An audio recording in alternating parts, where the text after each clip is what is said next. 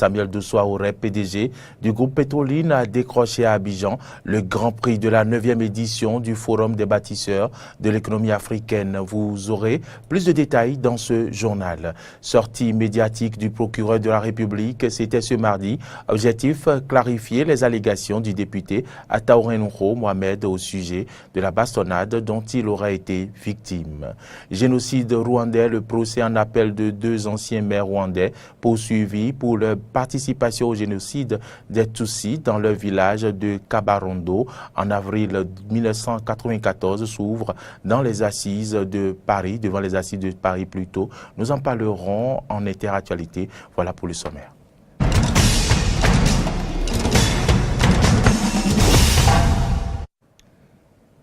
Madame, Messieurs, merci de nous préférer. Bienvenue à toutes et à tous. Démarrons cette édition par l'information de cette distinction du président directeur général du groupe Petroline. Ce vendredi, le Béninois Samuel Doussouaouré, l'Ivoirien Jean Kakou Diaougou et la Sud-Africaine Dafine Machil Nikosi ont décroché à Abidjan le grand prix de la 9e édition des bâtisseurs de l'économie africaine lors d'une soirée de gala. Ces 3 acteurs économiques d'élite ont reçu le Grand Prix pour avoir installé leur crédibilité et leur notoriété sur le continent africain dans divers secteurs, contribuant à créer la croissance grâce à des idées d'avance et plus d'audace. Précisons qu'en ce qui concerne l'homme d'affaires béninois Samuel Doussouaouré, président du groupe Petroline, il s'est développé avec succès dans des secteurs diversifiés tels que le pétrole, l'aviation, les télécoms, l'immobilier, les infrastructures et les médias. Pour lui, sans la paix, l'Afrique ne peut pas marcher. En allusion au thème du forum qui a précédé dans la matinée du vendredi dernier la soirée de gala. Ruée des investisseurs vers l'Afrique, menaces ou opportunités, Samuel Doussouaouré a déclaré que le continent a hérité d'un système économique qui est devenu une source d'intérêt, mais nous les Africains, nous ne nous laisserons pas prendre au piège. Et créé en 2008 par l'Ivoirien Michel Russell-Louoré, le Forum des bâtisseurs de l'économie africaine se veut une plateforme de promotion des valeurs, des talents inspirants, des personnalités emblématiques du continent, ainsi que les élites entrepreneuriales, j'y suis arrivé, managériales et les meilleurs potentiels. Une brève sur la journée des médias. Demain, 3 mai, c'est la journée mondiale de la liberté de presse. Vous le savez, en prélude à cette journée, des activités ont déjà démarré à la Maison des médias Thomas Magnanssan.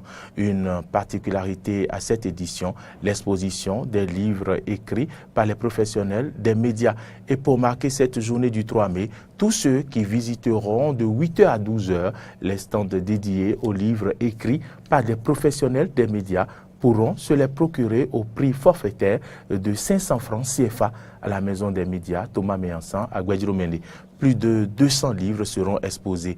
Yann Collins, journaliste écrivain, nous donne plus de précisions au micro Eden TV de Antoinette Sagou et Damien Pedro.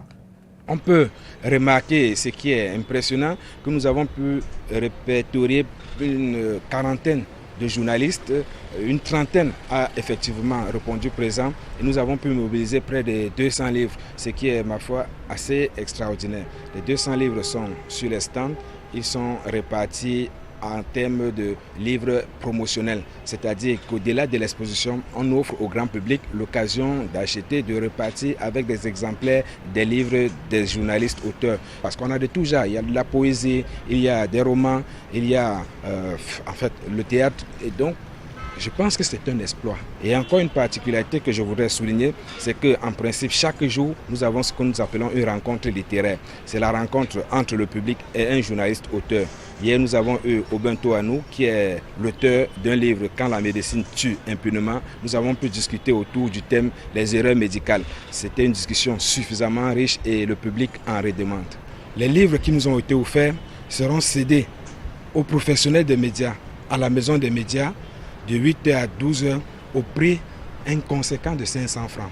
L'idée étant que chaque professionnel de médias puisse rentrer avec un livre écrit par un confrère. Cette opération a été rendue possible grâce à une autre initiative que je porte qui s'appelle Buzzbook, qui veut justement créer de l'engouement autour des livres. Donc mon dernier mot serait de lancer un appel à tous les journalistes de participer demain au colloque que l'UPMB, les JMB et toutes les organisations fêtières de la presse organisent pour marquer cette journée. Et ils viendront à ce colloque, ils verront la présence du stand livre des JMB, ils pourront repartir chacun avec un livre à 500 francs.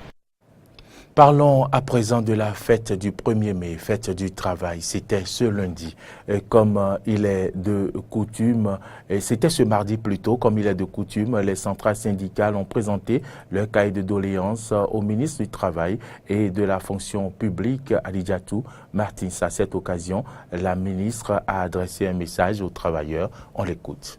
Au-delà de sa dimension historique, le 1er mai est l'occasion pour les organisations syndicales de présenter leur cahier de doléances.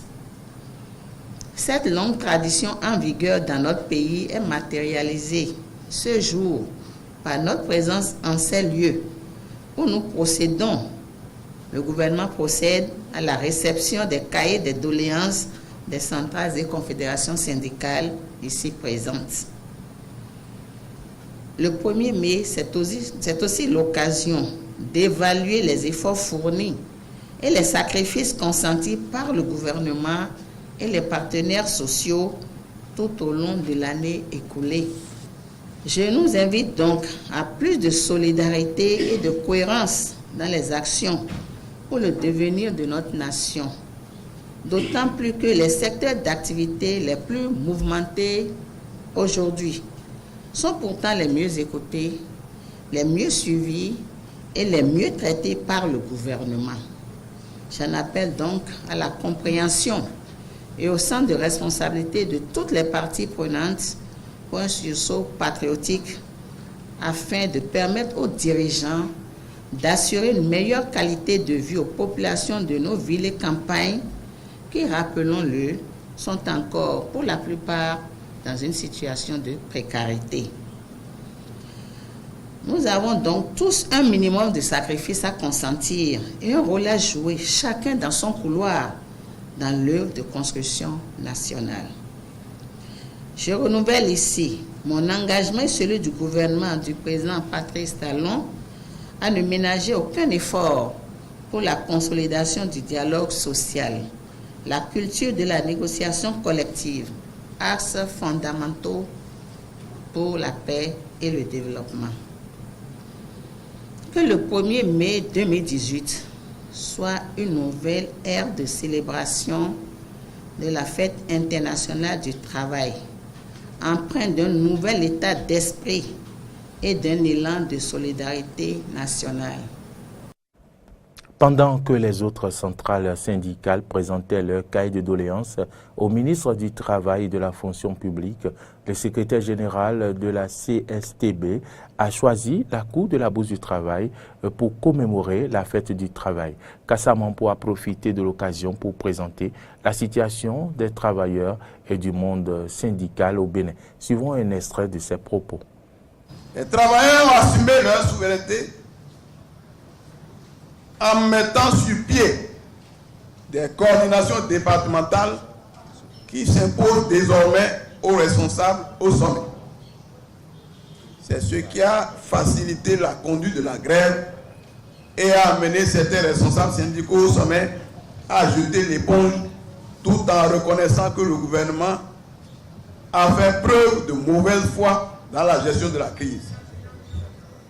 Donc c'est grâce à la mobilisation de la base que la grève a été poursuivie. Sinon, s'il ne tenait qu'à certains, on aurait arrêté la grève depuis. Il faut dire que depuis plusieurs années, la CSTB avait toujours souhaité cette souveraineté des travailleurs à la base. La CSTB dit bravo aux travailleurs pour avoir atteint ce niveau d'organisation qui permet de lever tous les obstacles qui se dressent sur leur voie pour aboutir à la satisfaction de leurs revendications. Face à cela, face à cette détermination, face à toutes ces revendications légitimes, face à cette lutte généreuse, comment s'est comporté le pouvoir? Son objectif, c'était quoi? C'est de briser le mouvement syndical en supprimant le droit de grève. Faire arrêter la grève en utilisant toute forme de pression sur les responsables syndicaux et sur les travailleurs, à la base naturellement. Des affectations des travailleurs au ministère de la décentralisation et dans les ministères de l'enseignement maternel et primaire, sans oublier le ministère de l'enseignement secondaire, où des directeurs, des censeurs et autres travailleurs ont été affectés en pleine crise et en pleine année scolaire. Parlons toujours fête du travail, mais cette fois-ci commémorée par le collectif de l'association des professionnels des artisans de la commune de Zé. Une délégation du ministère de la décentralisation et de la gouvernance locale. Les chefs d'arrondissement et chefs de village ont tous partagé avec les artisans de la commune de Zé et plus précisément ceux de l'arrondissement de Dodji-Bata leur joie de célébrer le 1er mai. Antoinette Sagbo, Romaric Devouchi. 1er mai, un symbole de la lutte des classes et de l'identité du monde ouvrier, les travailleurs du monde entier célèbrent ce mardi 1er mai la fête du travail. Au Bénin, dans la commune de Zé, département de l'Atlantique, c'est par une caravane que le collectif des associations professionnelles des artisans a démarré les festivités. Le ministre de la décentralisation et de la gouvernance locale, Barnabé Dassigli, fils de la dite commune, empêché, s'est fait représenter par une délégation pour prendre part aux manifestations qui se sont déroulées dans l'arrondissement Dodji-Bata. La première autorité de cet arrondissement, Jeanne Rodonou, a invité les artisans à la solidarité dans le travail bien fait. Au nom de la population de mon arrondissement, je vous demanderai de prendre l'union, car c'est avec l'union que nous pouvons aller. C'est l'union qui fait la force. Promouvoir les métiers artisanaux, encourager l'insertion professionnelle et lutter contre le mariage forcé et précoce sont entre autres les objectifs fixés par le collectif des artisans de Zé. Pour eux, la fête de ce 1er mai est un moment idéal pour adresser au gouvernement leurs doléances. Nous voudrions saisir cette opportunité pour solliciter tout personnel moral et ou physique, notamment le gouvernement du Bénin révélé, de bien vouloir penser à la construction d'un centre de professionnellement et de perfectionnement des métiers dans la commune de Zé. C'est le moment plus que jamais de nous organiser afin que, unis, nous puissions nous approprier les nombreuses opportunités que nous offre un programme d'action du gouvernement du Bénin révélé. Par la même occasion, le représentant du ministre de la décentralisation, Marcelin Tansoupevi, dans son message, a rendu hommage aux différents artisans. Quand nous échouons à l'école, c'est les artisans qui nous récupèrent et nous forment à la vie et nous donnent un métier. Nous savons que former un enfant n'est pas facile. Et c'est ce travail que vous faites. C'est le lieu de vous remercier. Aux apprentis, je leur demande de tendre l'écoute à leur maître formateur. Par ce chemin, beaucoup ont réussi leur vie. Les festivités ont pris fin dans la convivialité avec la danse des Angbeto. Rendez-vous 1er mai 2019 pour d'autres célébrations.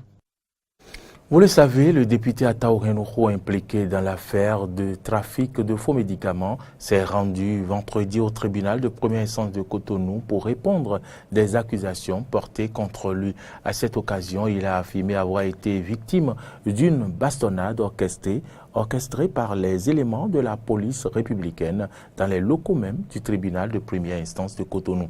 Pour répondre à ces allégations, le procureur de la République a effectué une sortie médiatique ce mardi 1er mai. Suivez un extrait de ses propos.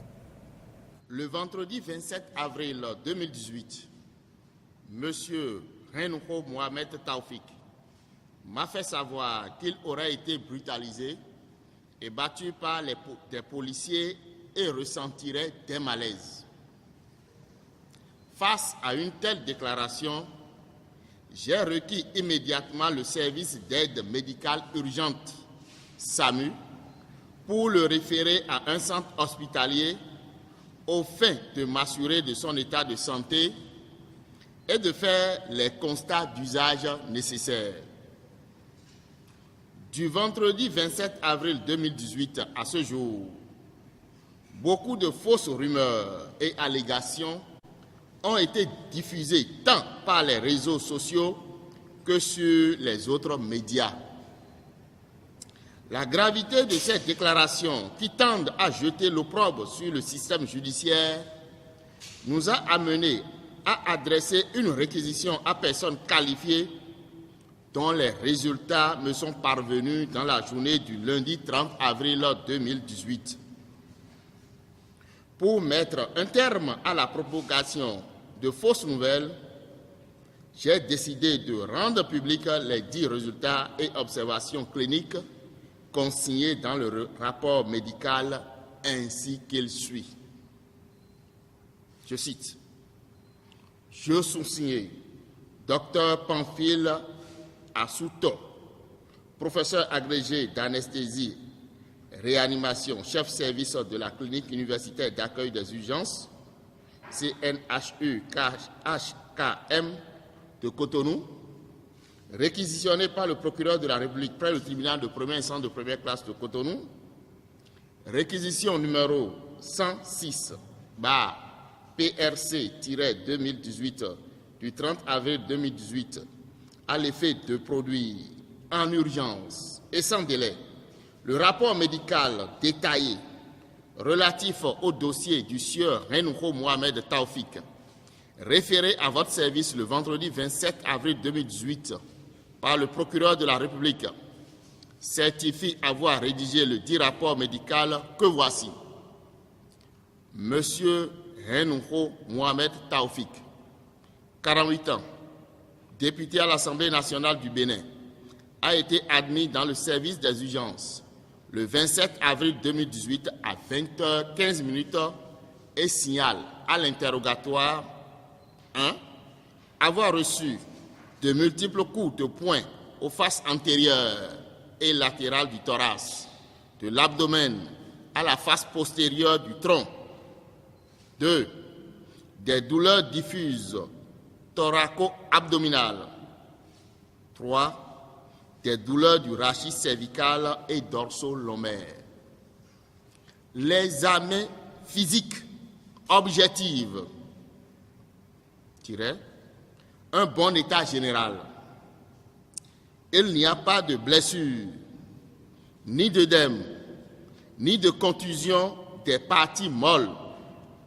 Toutefois, une douleur provoquée à la palpation des régions basithoraciques antérieures. Cependant, il existe un important ressentiment physique qui mérite des consultations chez les psychiatres.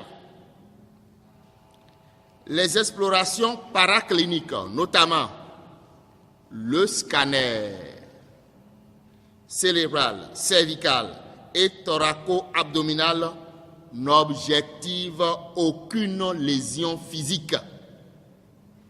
La consultation du psychiatre retrouve un trouble anxio-dépressif et propose son hospitalisation en psychiatrie.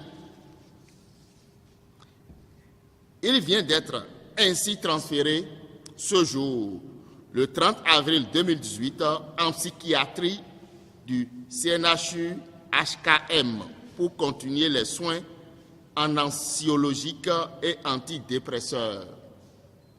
Fin de citation. Il ressort donc de ce rapport qu'au plan physique, M. Renouho Mohamed Taoufik n'a ni de blessure, ni d'œdème, ni de contusion des parties molles, alors qu'il a déclaré avoir été molesté. Il ne peut y avoir de violence physique sans œdème, c'est-à-dire un gonflement de tissu. Qui plus est, le scanner qui lui a été fait ne révèle aucune lésion physique des tissus. Il s'ensuit que les déclarations de M. Renouho Mohamed Taoufik sont loin de la réalité. Il me plaît de porter à votre attention que depuis ce matin, M. Renouho Mohamed Taoufik a refusé de s'alimenter. Je rappelle à tous que les faits de dénonciation calomnieuse sont prévus et punis par l'article 373 du Code pénal en vigueur en République du Bénin. Je vous remercie. Sortie des mouvements et partis politiques de la mouvance présidentielle ce mardi 1er mai 2018, un rassemblement qui a permis aux jeunes de faire le bilan des 2 années de gestion du président Patrice Talon et par la même occasion lui réitérer leur soutien indéfectible pour un réel développement du Bénin. La cérémonie s'est déroulée en présence de plusieurs personnalités politiques et têtes couronnées de la commune d'Abomey-Calavi. Carole Olaye et Damien Pedro pour le point. Faire le point des nombreuses réformes entreprises par le gouvernement du président Patrice Talon au plan socio-économique et politique, c'est là le principal objectif de la rencontre des militants et militantes des 8 partis politiques réunis au sein de la coalition des forces politiques de la mouvance présidentielle. Il s'agit du Parti démocratique républicain, le Réveil des jeunes pour le progrès, le Mouvement des jeunes patriotes, la Jeunesse unie pour le réveil du Bénin, le Mouvement Fouka Fouka, le Leadership politique autrement et la coalition des élus locaux de la 6e circonscription électorale. Tour à tour, les dirigeants de ces regroupements politiques se sont attelés d'abord à une analyse critique des faits marquants de l'actualité au Bénin, avant de saluer les actions du chef de l'État qui, selon eux, viennent booster le développement du Bénin. Encourageons ensemble notre président à travers les grandes réformes structurelles, la lutte contre la corruption et l'impunité devenue une réalité au Bénin. Un effort de gestion saine et transparente des affaires de l'État, caractérisé par une nouvelle école de dynamique progressiste, objective et réaliste dans la méthode et l'art de gérer les affaires publiques. La mise en chantier de bon nombre d'infrastructures routières et des marchés.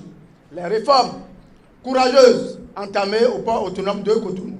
Nous sommes conscients qu'aucune réforme ne saurait aboutir sans mécontentement, puisque bousculant les vieilles habitudes. Une rencontre qui a été rehaussée par la présence des députés à l'Assemblée nationale, tête couronnée de la commune d'Abomey-Calavi et autres personnalités. Tout ce que le gouvernement fait aujourd'hui, ce n'est pas forcément pour nous qui sommes encore vivants aujourd'hui, mais pour la jeunesse de demain. Donc ils ont intérêt, toute cette jeunesse-là a intérêt plutôt à suivre ce qui se passe au sein de ce gouvernement et savoir ce qu'il faut corriger et savoir ce qu'il faut, disons, encourager. Comme le pays a déjà changé, vous voyez que le président va travailler. Au terme de la cérémonie, un présent a été offert à l'honorable Dakwe Sossou pour sa fidélité et son soutien aux actions et réformes du président Patrice Athanase Guillaume Talon. En interactualité, génocide rwandais, procès en appel à Paris de 2 ex-maires. Leur condamnation en 2016 à la prison à vie était la plus lourde prononcée en France en relation avec les massacres de 1994 au Rwanda. Le procès en appel de 2 anciens maires rwandais poursuivis pour leur participation au génocide des Tutsis dans leur village de Kabarondo en avril 1994 s'ouvre devant les assises de Paris. Suivant un extrait des propos d'un fils de l'accusé Octavien Ngenzi et du président du collectif des partis civils pour le Rwanda.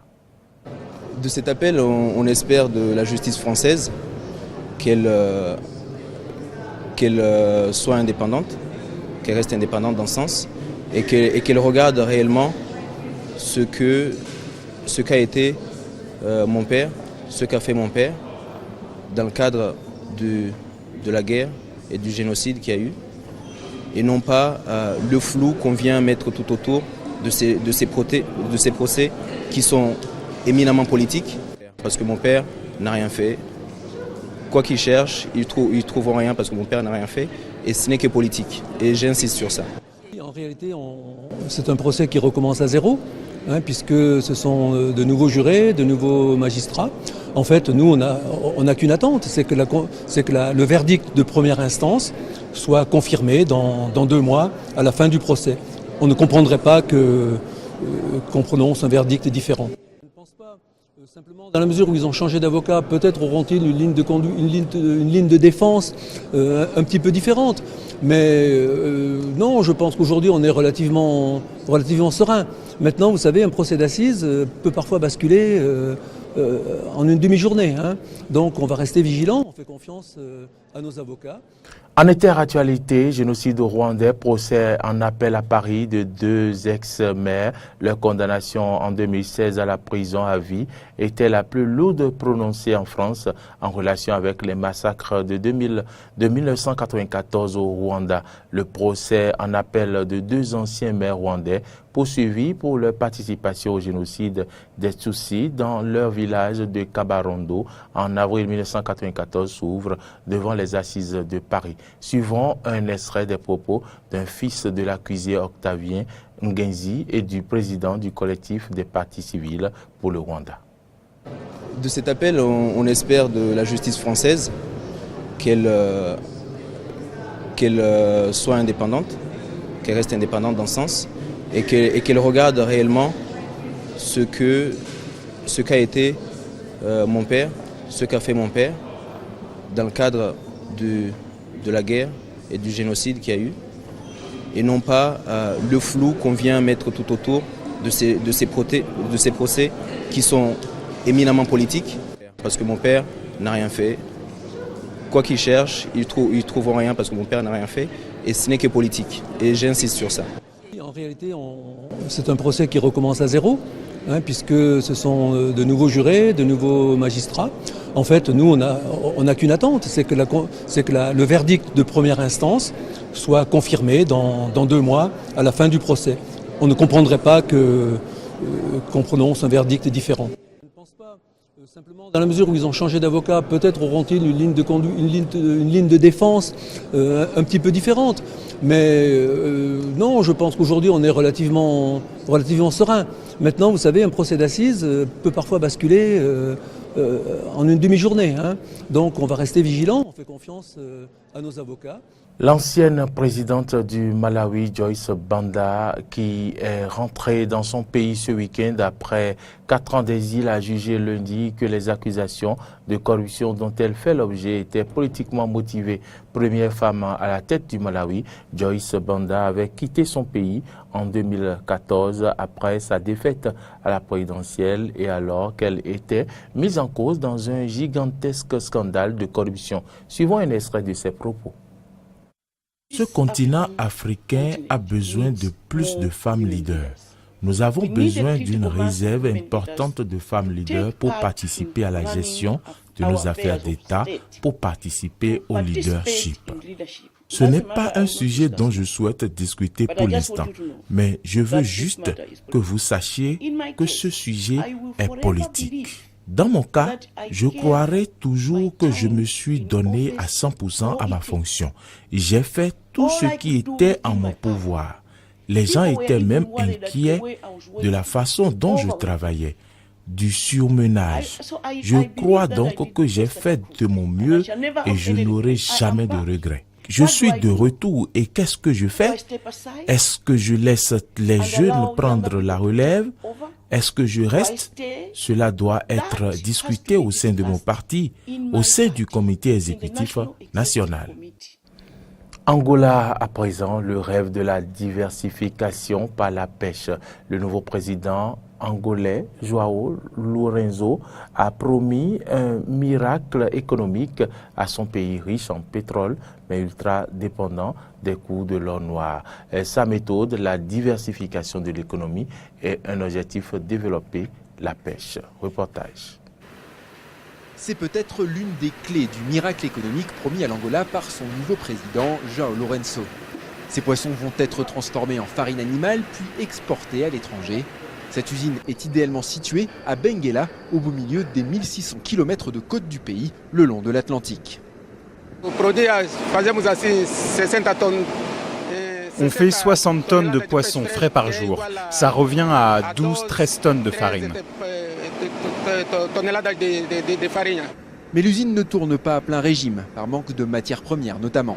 Si les autorités locales admettent le faible nombre de bateaux, elles répètent le message du gouvernement, la pêche a de l'avenir en Angola. Le secteur de la pêche contribue à l'économie autant au niveau de la province qu'au niveau national. À Benguela, ils sont plus de 13 000 à dépendre du secteur. En première ligne, les pêcheurs eux-mêmes, pour qui le fameux miracle économique se fait attendre. En ce moment, il n'y a pas beaucoup de poissons. Alors les ventes sont faibles. Le gouvernement mise également sur l'agriculture pour soutenir l'économie du pays. Et il y a urgence. L'Angola tire 70% de ses recettes fiscales du secteur pétrolier. La chute des cours de l'or noir ces dernières années a plongé le pays dans le marasme. Aujourd'hui, plus de la moitié de sa population vit avec moins de $2 par jour. C'est ici que se referme ce journal. Toute l'équipe de production et de réalisation vous remercie de nous avoir suivis. Bonne suite de nos programmes sur EDN TV.